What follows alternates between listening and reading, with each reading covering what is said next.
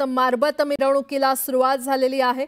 मारबत हा उत्सव नागपूरच्या संस्कृतीचा एक अविभाज्य भाग म्हणून पाहिलं त्याकडे जातं आणि 145 वर्षांपासून साजरा होत असलेल्या या उत्सवाला ऐतिहासिक, पौराणिक आणि धार्मिक महत्त्व प्राप्त झालेलं आहे। नागपुरात आता मारबत मिरवणुकीला सुरुवात झाली आहे। अधिक माहिती देत आहेत आमचे प्रतिनिधी उदय तिमांडे आपल्यासोबत जोडले गेलेले आहेत। उदय, या क्षणाची उत्सुकतेने वाट वर्षभर नागपूरकर पाहत असतात। तो क्षण आता जवळ येतोय, कारण काळी मारबत जी आहे ती या नेहरू क्लब परिसरामध्ये दाखल झालेली आहे आणि याच ठिकाणी जी आहे ते थोड्या वेळामध्ये पिवळी मारबत येईल आणि काळी आणि पिवळी मारबत जी आहे ती गळा भेटीचा जो ऐतिहासिक क्षण असतो तो इथं काही मिनिटांमध्ये जे आहे तो घडणार आहे। आपण पाहतोय की लाखोच्या संख्येनं नागपूरकर हा उत्सव पाहण्यासाठी इथे एकत्रित झालेला आहे। खरं तर ज्यावेळी 141 वर्षापूर्वी हा उत्सव सुरू झाला त्यावेळी देशामध्ये ब्रिटिशांचं राज्य होतं आणि ते उठवून टाकण्यासाठी लोकांमध्ये जनजागृती व्हावी याकरता ही काळी आणि पिवळी मारबत जी आहे ती परंपरा सुरू करण्यात आली होती। याला रामायणातले आणि महाभारतातले देखील काही संदर्भ जे आहेत ते दिले जातात।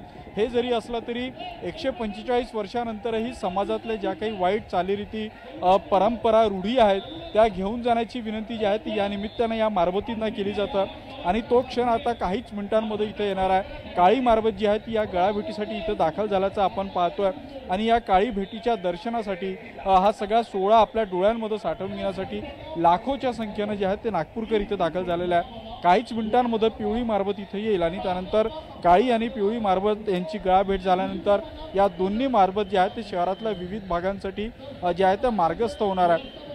यावेळी या काळी आणि पिवळी मारबत बरोबरच जे आहेत ते बडगे देखील लक्षवेधी ठरणार आहे। त्यामध्ये डोनाल्ड ट्रम्प असेल, महागाईचा बडगा असेल, असे विविध विषयांवर साकारलेले बडगे देखील यावेळी आकर्षणाचं केंद्र जे आहे ते या निमित्तानं नागपूरमध्ये पाहायला मिळणार आहे। ठीक आहे उदय, असेच सोबत रहा। तर ही दृश्य आपण प्रेक्षकांना दाखवूयात। मारबत हा उत्सव नागपूरच्या संस्कृतीचा एक अविभाज्य भाग म्हणून ओळखला जातो आणि आता नागपुरात या मारबत मिरवणुकीला सुरुवात झालेली आहे। 145 वर्षांपासून साजरा होत असलेल्या या उत्सवाला ऐतिहासिक, पौराणिक आणि धार्मिक महत्त्व खरं तर प्राप्त झालेलं आहे। काळी मारबत ही 144 वर्षांची परंपरा असलेली आहे, तर गेल्या 141 वर्षांपासून पिवळी मारबत नागपूरकरांच्या श्रद्धेचं प्रतीक ठरलेली आहे आणि या अनोख्या उत्सवाचं वैशिष्ट्य म्हणजे तो फक्त नागपूर शहरातच साजरा केला जातो आणि म्हणूनच देशभरातून याकडे विशेष लक्ष वेधलं जातं। मारबत उत्सव म्हणजे नागपूरला लाभलेलं एक अमूल्य ऐतिहासिक वारसा आहे। हा वारसा आजही तितक्याच श्रद्धा आणि भक्तिभावाने जपला जातो। सध्या काळी आणि पिवळी मारबत खरं तर शहरात विविध ठिकाणी विराजमान करण्यात आले होते आणि आता त्यांची मिरवणूक सुरू झालेली आहे। त्यांचं दर्शन घेण्यासाठी नागपूरसह राज्यभरातून भाविक मोठ्या संख्येनं इथे येत असतात। भाविकांच्या या ओघामुळे संपूर्ण शहरात उत्सवी वातावरण निर्माण होत असतं। मारबत उत्सव केवळ एक धार्मिक सोहळा नसून समाजातल्या वाईट प्रवृत्तींचा निषेध करण्याचा आणि सामाजिक संदेश देण्याचा एक प्रभावी माध्यम म्हणून देखील याकडे पाहिलं जातं आणि त्यामुळेच हा उत्सव प्रत्येक वर्षी नव्या जोमानं साजरा केला जातो। आपण पाहू शकतो दृश्यांमध्ये मोठ्या संख्येनं भाविक या मिरवणुकीमध्ये सामील होत असतात। पोळा सणाच्या 4 दिवसांपूर्वी नागपूर शहरात पिवळी आणि काळी मारबत यांची स्थापना केली जाते आणि या दोन्ही मारबतींना पूजण्यासाठी नागरिक मोठ्या प्रमाणात गर्दी करत असतात। त्यांच्या मिरवणुकीमध्ये देखील गर्दी करत असतात।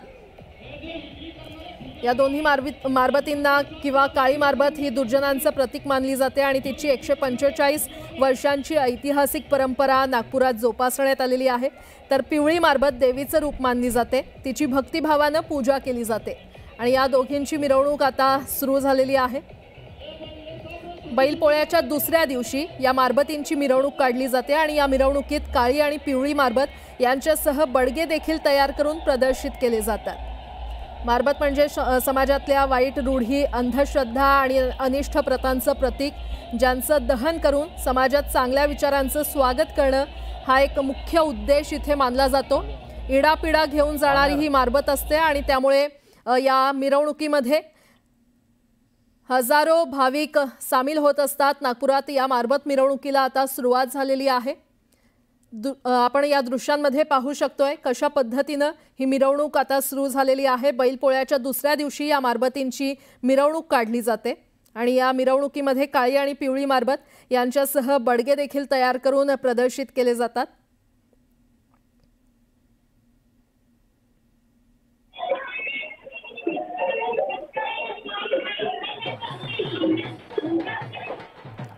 पुन्हा एकदा जाऊयात, आमचे प्रतिनिधी उदय तिमांडे आपल्याला अधिकचा आढावा देतील। उदय, खरं तर मोठ्या उत्साहात ही मिरवणूक सुरू झालेली आहे, नागपूरकरांचा हा उत्साह पाहायला मिळतोय। अगदी खरं आहे, नागपूरकर या दिवसाची जी आहे ते उत्सुकतेने वाट पाहत असतात, कारण आपल्याला माहिती आहे की हा उत्सव जो आहे तो अख्ख्या देशामध्ये फक्त नागपूरमध्ये साजरा केला जातो आणि याला आता परंपरा देखील झालेली आहे, कारण 141 वर्ष या सगळ्या परंपरेला झालेली आहे। आपल्या समोर जी सध्या काळी मारबत दिसते आहे, ही काळी मारबत ज्यावेळी भगवान कृष्णांचा जन्म झाला होता त्यावेळी तिला मारायला जी पुतना मावशी आली होती, त्या पुतना मावशीचं रूप म्हणून हिला पाहिलं जातं। त्यामुळं जन्माष्टमीच्या दुसऱ्या दिवशीपासून ही काळी मारबत जी आहे ती या परिसरामध्ये दर्शनासाठी ठेवली जातात। अनेक भक्त जे आहेत ते या काळी मारबतची पूजा देखील करतात। जे लहान मुलं असतात त्यांच्यावरती येणारी इडापिडा या काळी मारबतच्या दर्शनानं टळते अशी भाविकांची श्रद्धा। आपण या दृश्यांमध्ये पाहतोय की लहान मुलांना जे आहे ते काळी मारबतीच्या दर्शनासाठी जे आहे ते इथं आणलं जात आहे। त्याचसोबत पिवळी मारबतची देखील परंपरा, त्याला महाभारतकालीन संदर्भ दिला जातो। तराणे तेली समाजाकडून जी आहे ती ही पिवळी मारबत काढण्यात येतं। खरं तर आता हा जो सोहळा आहे, हा सोहळा दिवसेंदिवस विस्तारत जातोय, मोठा होत जातोय, कारण आता हा बडग्या मारबत सोहळा फक्त नागपूर पुरता न राहता नागपूरची ओळख म्हणून देखील जगात पाहिलं जातं। त्यामुळं देश विदेशातले लोक हा सगळा सोहळा पाहण्यासाठी नागपूर इथं येत असतात। आता आपण पाहतोय की या सगळ्या सोहळ्याचा जो सर्वोच्च बिंदू असतो की शहरातल्या इतवारी भागातून निघणारी ही काळी मारबत आणि जागनाथ बुधवारी भागातून निघणारी पिवळी मारबत आणि शहरातल्या विविध भागातून निघणारे बडगे हे मिरवणुकीने जे आहेत ते या भागात येत असतात। हा नेहरू पुतळा चौक आहे आणि या नेहरू पुतळा चौकामध्ये जे आहेत ते काळी आणि पिवळी मारबत यांची गळा भेट होते आणि सोबतच इथून जे आहेत ते सगळ्या मारबती आणि बडगे एका क्रमांकाने जे आहे ते मार्गस्थ होत असतात। त्यामुळे इथून पुढे जी आहे ती ही मिरवणूक मोठ्या प्रमाणात शहरातल्या विविध भागातून जात असतं। महालसारखा भाग असेल, इतवारीसारखा भाग असेल, या भागातून दिवसभर फिरल्यानंतर संध्याकाळी जे आहे ते या दोन्ही मारबतींचं म्हणजे या पुतळ्यांचं जे आहे ते दहन केलं जातं। यामागे एक असा तर्क देखील दिला जातो की हा जो महिना असतो हा श्रावण महिना असतो आणि या श्रावण महिन्याच्या समारोपाला जे आहे ते अति पाऊस झालेला असतो आणि त्यामुळं वातावरणामध्ये जे आहे ते दूषित हवा असते, मच्छरांचा प्रादुर्भाव वाढलेला असतो। त्यामुळे ज्यावेळी ह्या मारबत आणि बडगे जाळले जातात त्यावेळी जे आहे ते मच्छर असतील किंवा जी रोगराई असेल ती रोगराईचा नाश या मारबत आणि बडग्याच्या माध्यमातून होत असतो आणि त्यामुळं इडापिडा घेऊन जागे मारबत, बळीराजाचं राज्य येऊ दे ग मारबत, अशा पद्धतीचे नारे जे आहेत ते या मिरवणुकींमध्ये नागपूरकरांकडून लावले जातात आणि त्यांची श्रद्धा असते की मारबतचं दहन झाल्यानंतर समाजातल्या या वाईट चालीरीती, रूढी, परंपरा, प्रकोप हे दूर होतात आणि त्या श्रद्धेनं जे आहे ते गेले 145 वर्ष नागपूरकर हा मारबतचा उत्सव मोठ्या उत्साहानं साजरा करत आहे। यावर्षी देखील आपण पाहतोय की या उत्साहामध्ये कुठलीही कमी नाही आहे। लाखोच्या संख्येने इथं नागपूरकर आलेले आहेत। पिवळी मारबत थोड्याच वेळात इथं येईल आणि काळी मारबत जी आहे ते आता पिवळ्या मारबतची प्रतीक्षा करत असल्याचं आपल्याला इथं दिसतं आहे। काळी आणि पिवळी मारबत आल्यानंतर तो ऐतिहासिक क्षण थोड्याच वेळामध्ये इथं नागपूरकर अनुभवू शकणार आहे। उदय, या संपूर्ण मिरवणुकीमध्ये काही बडगे देखील काढण्यात येतात, प्रतिकात्मक बडगे यावेळी काढण्यात आलेले आहेत, त्या संदर्भात काय सांगू शकाल? नक्कीच या सगळ्या मिरवणुकीचं एक वैशिष्ट्य हे देखील असतं की या मारबतींशिवाय या मिरवणुकींमध्ये जे आहे ते बडगे जे आहेत ते समाविष्ट केले जातात। समाजात, देशात आणि विश्वामध्ये जे काही सुरू आहे त्याच्यावर विडंबन करणारे प्रतिकात्मक स्वरूपाचे हे बडगे असतात। काही दिवसापूर्वी आपण पाहिलं होतं की अमेरिकेनं, विशेष करून डोनाल्ड ट्रम्प यांनी भारतावर जो कर आहे तो वाढवला होता, त्यामुळे त्याचा निषेध करणारा डोनाल्ड ट्रम्प यांचा बडगा जो आहे तो यावेळी या सगळ्या मिरवणुकीमध्ये सहभागी होणार आहे। सोबतच अवकाळी पावसामध्ये शेतकऱ्यांचं जे काही नुकसान झालं ते नुकसान भरून द्यावं याकरता देखील सरकारवर प्रतिकात्मक जे आहे ते बडगे यामध्ये असणार आहे आणि विविध विषयांवरचे बडगे देखील जे आहेत ते लक्षवेधी असतात।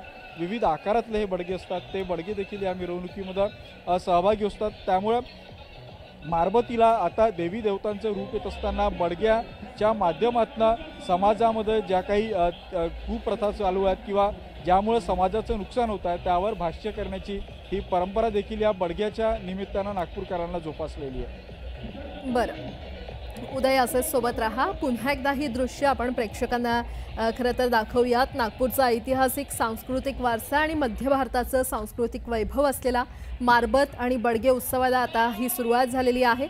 दरवर्षी पोळ्याच्या पाडव्याला ही मिरवणूक काढली जाते. पोळ्याच्या पाडव्याला म्हणजेच पोळा सणाच्या दुसऱ्या दिवशी ही मिरवणूक काढली जाते.